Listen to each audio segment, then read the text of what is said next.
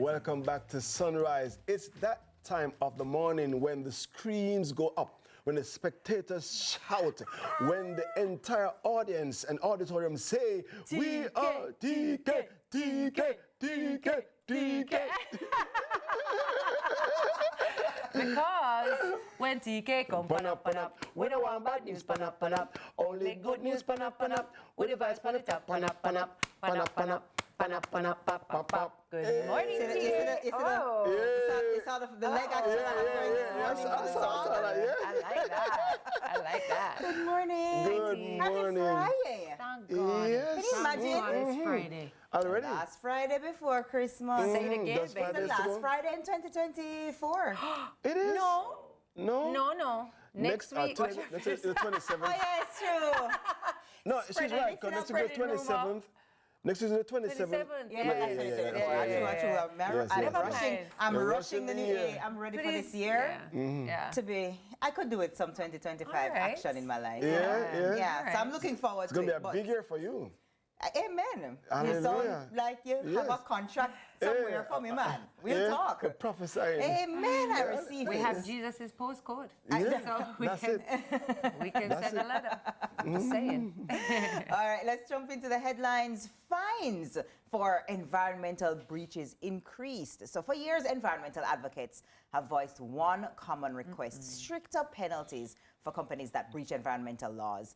These laws include the Wildlife Protection Act, as well as the Natural Resources Conservation Authority Act, and it seems those calls for stricter penalties have been heard, since the fines under both acts have been amended from mere thousands of dollars to millions.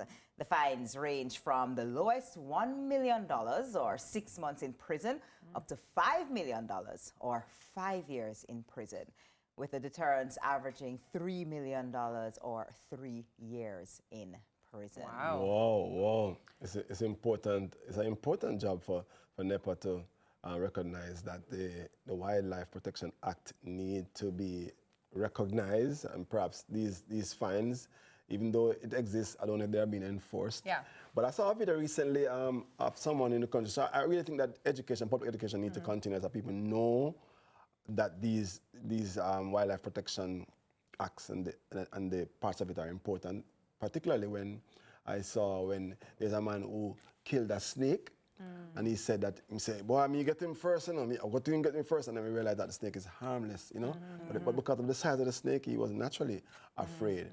But I think that if they're more educated, then they will recognize these things. So, it's important work. I think in general, people do not really take seriously the effects of their actions and what it means to our environment. I think for a long time, and still now, and as you said, it comes back down to education.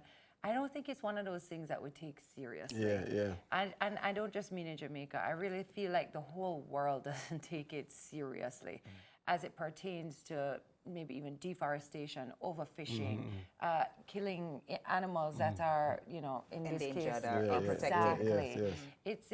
It has such huge ramifications when we fast forward or when we zoom out. And so I think any step to enforce, and I'm happy to see that the fines have gone up, because why not get people attention like money, and money them have to go pay or prison time. That is true. So yeah. I think one of the main issues, even for me, and I'm going to be honest, is that because our environment or the world just feels so big, you think, what I'm doing is so small. So true. And it's so, it's so pointless, it's so meaningless, it will have no impact. And the challenge is that the impact really comes years later. So I don't even feel the impact. If I mash up the water right here, it's fine. It will just blow, go somewhere else or whatever. And the challenge is that we don't understand that it's the one planet we have, and we're here ecosystem. forever. Yeah, we're very short-sighted when it comes to that. Yeah, very, very short-sighted. And so I'm glad. I'm just hoping that, as we said, yes, there are fines, but I hope there is enforcement. Enforcement, and because we see how impacting the environment impacts the weather, it impacts because of that, it impacts our crops, it impacts the prices of things. Let's just drive around Kingston and just look for trees. Look for green space.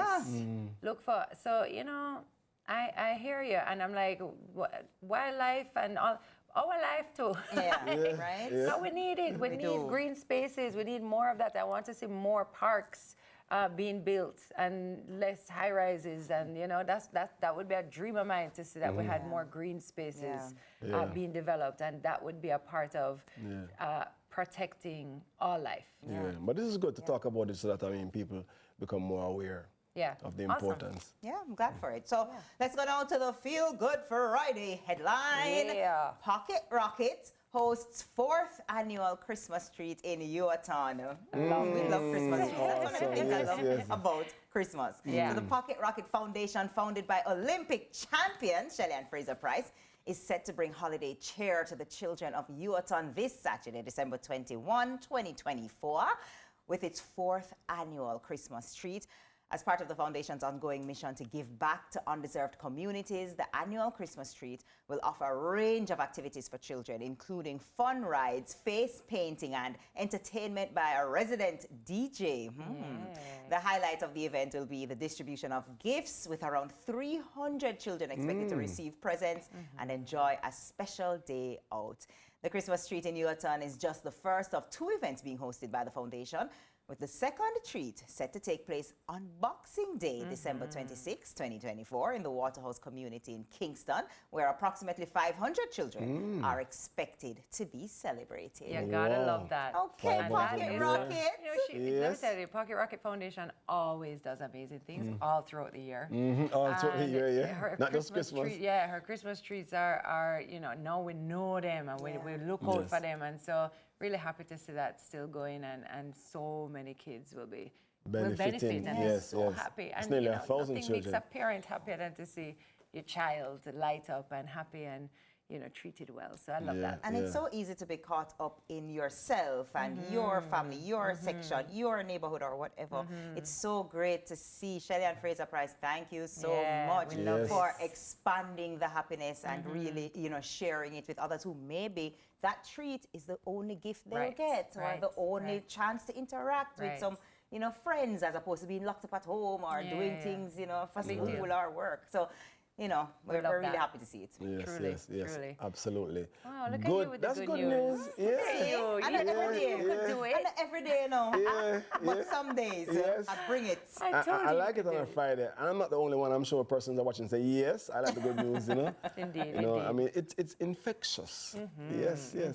Well, thank you, Shannon. Thank you, Shannon. All right, guys, that's Thank all the you, time we Shannon. have for headlines. But after the break, it's one of my favorites. R to the E to the A to the C to the T. React. We'll be right back.